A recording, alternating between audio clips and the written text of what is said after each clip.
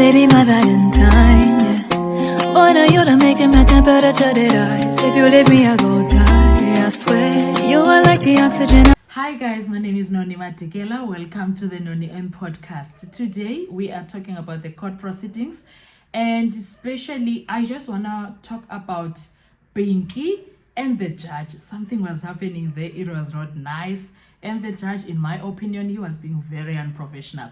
But before we get into doing that, guys, please make sure that you do not forget to like, to share, to comment, and most importantly, please make sure you are subscribed on the channel. Please make sure you are watching the videos up until the end, and please make sure you are subscribed.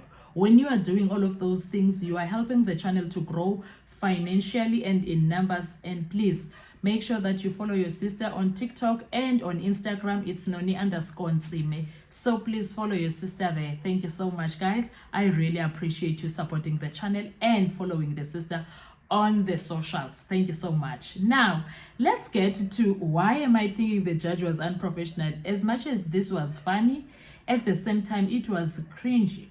Because, wow.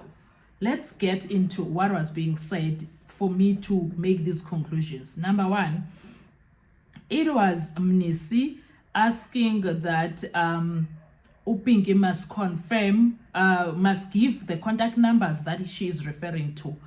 She was talking about Kelly Kumalo's numbers, which were used to phone, or which she used to phone, or that were called, but there was communication that happened regarding those numbers, ne? And then Upingi kept on saying, yes, I agree, and we didn't know which numbers she was referring to, and Umnisi was not happy with that, so he got up and said, Your Honor, she needs to tell us which numbers she's referring to. And then while Umnisi was doing that, the judge agreed with Umnisi, and Usibanda was like, we will come back to that. They never came back until he was done. Now, the judge made this comment.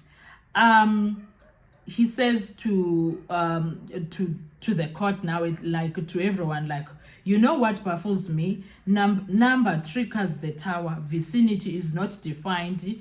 Cannot tell the distance in radius of a tower. Blah blah blah. So this, and then he says, triggering is automatic or usage. Someone using, and Upingi was like, oh okay, I do have Upingi was like, oh no, the judge first. He says, maybe we do need an engineer in this. Ne? That's what the judge commented and said. And I was like, finally, the globe is really lighting like this. Now this judge is actually seeing that Upingi is not an expert. And some of the things they do need engineering, not just someone who is a supervisor in forensic. Do you understand? So this information does need telecommunications engineer to make them make a serious sense to us, so that we understand what is what. Now, and then when we were on that situation, he says that Upingi, while judge was like, okay, we need an engineer, and he was just making that comment. And then Upingi goes on to say, Ukutiba, this is confidential information. And the judge is like, Aibo, this is, she said, this is not part of exhibit. It is part of my information. And Urata was like, that must be handed up, every document. You can't say it's my. And it is how he was using his hands. And you know, guys, those gestures that he does, yes. And then he went on to say, just give it an exhibit number, saying that to Sibanda.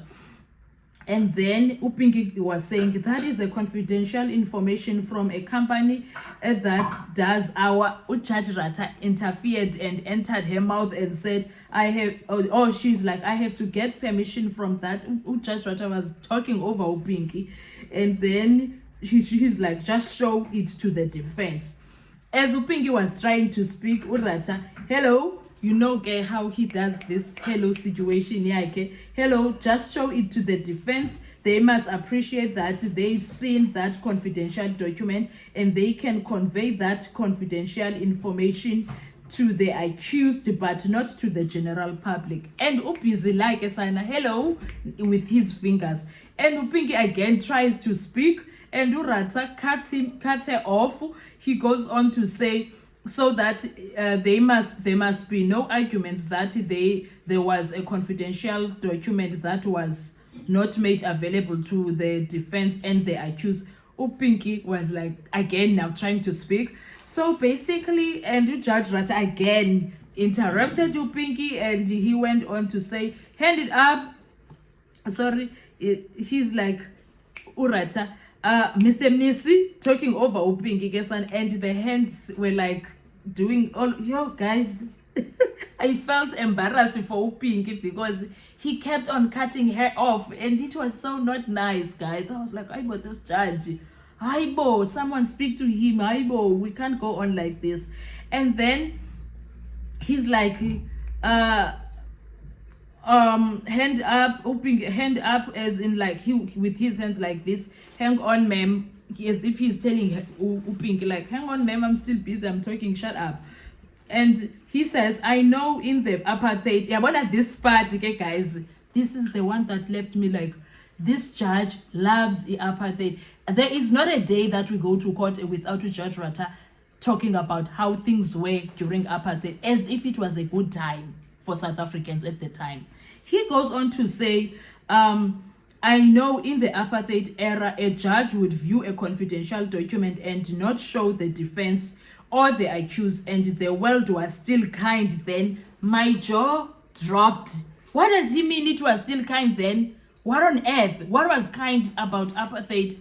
I did not understand. I was like, "Ay bolo baba." Okay, and then people would say, when the judge says, I saw this, no one would say uibone kuphi kanjani. It will be taken as it is. You see, in the he was doing this in the transparency. I was like, what does he mean in the transparency? In the transparency era, the defense and the accused must see that, except for the broad public. So show it to the defense, and then they can show it to their clients. I have never seen a man that is so unprofessional as a judge like Judge Rata is. Guys, he is so unprofessional. He kept on speaking on top of Upinki, cuts her off, didn't care what she says, doing what, like, in. So even the statement that he was saying that he knows that in the apartheid era, the defense, he knows that in the apartheid era, a judge would view a confidential document and no one will question that. It will be taken as if it is what he says it is. I was like, wow. So his mind is still stuck up there. That is why he behaves like this. No one must question him. No, but there's nothing he can do because there is this transparency era. I was so shocked to the core by this man. Guys, whose father is this? I can't. Anyway, guys, what were your thoughts regarding that part? Because I felt like Pinky akabonelwa nix ngurata. Urata has no time for Pinky whatsoever. It's like he's that person that says, I am so done with you. I don't even care what you say or do. You are nothing to me. That's how it felt for me. I don't know about you. Let's talk on the comment section. Thank you so much. I'll see you on our next video. Bye-bye. To survive.